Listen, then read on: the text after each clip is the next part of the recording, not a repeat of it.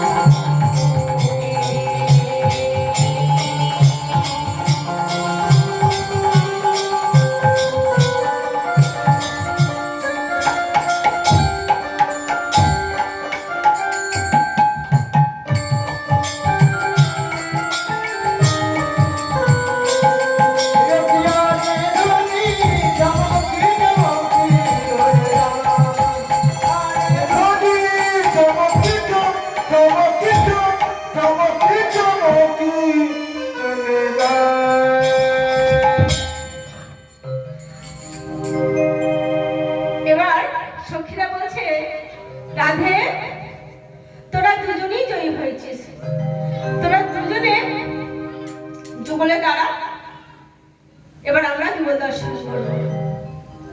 হ্যাঁ গো মা, যিনি বিশ্ব ব্রহ্মাণ্ডের মালিক, তার কাছে কি আমরা কেউ হেরে থাকতে পারি? তিনি সব সময় চান যে আমার থেকে আমার ভক্ত বড় হোক।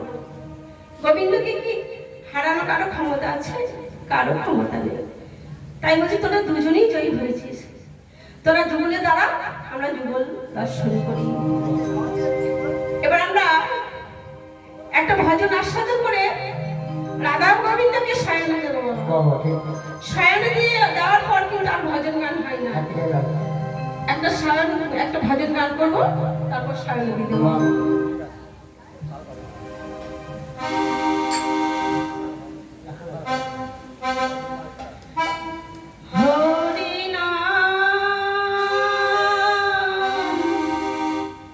কৃষ্ণ নাম গে যায় অবিরাম,